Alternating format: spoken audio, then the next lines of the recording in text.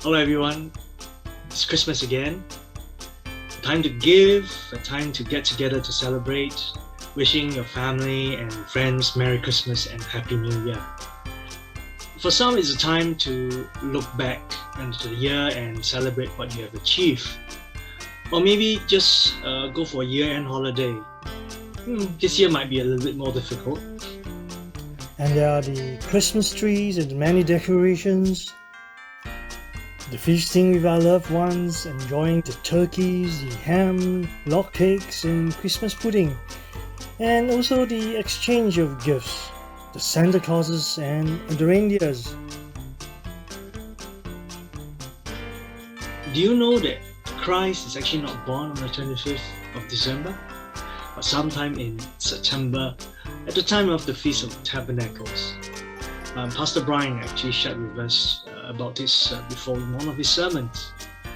So why is the birth of Christ celebrated on the 25th of December? Now, without going into too much details, here's why. Now, back in the 4th century, at the time of the Roman Emperor Constantine, after becoming a Christian, he wanted to unite his empire using his newfound faith. So he sought to Christianize his empire. Nations that he had conquered, all of them to that point in time, were mostly pagan gods worshippers. While Constantine, instead of forcing the people into the faith and changing their way of lives, chose to Christianize the many pagan Roman citizens through blending Christ into their local cultures. So, for the birth of Christ, he chose 25th December, after the birth date of the Roman pagan sun god, a god that he worshipped himself previously. Now, practices of other cultures also later come into the Christmas celebration as well. Christmas trees, the log cake, the mistletoe, etc. It worked, probably too well. Over time, instead of sharing Christ to people and influencing their various pagan cultures, it would seem that it was the pagan practices that had overran the Christian faith to the point that some of us may think that, Christ is Swedish or Jerusalem is in Europe.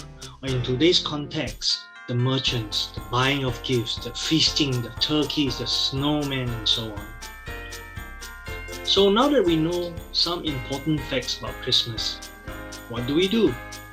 Do we stop celebrating Christmas and go back to the gospel, to the little manger where baby Jesus was born?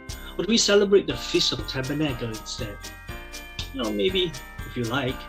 But remember, Constantine wanted to influence the pagan culture. He wanted to make it easy for the people to accept Christ and his gift of salvation and all the goodness of his life and teachings.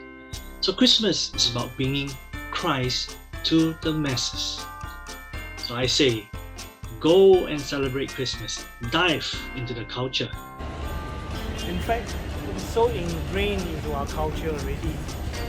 So just go, evangelize. So the next time when you come together to celebrate Christmas, enjoy it. Gather with friends and family and have a meal or two together. Go to church. And do not forget to invite a few of your pre-believing friends and share with them the good news about Christ. Have a Merry Christmas.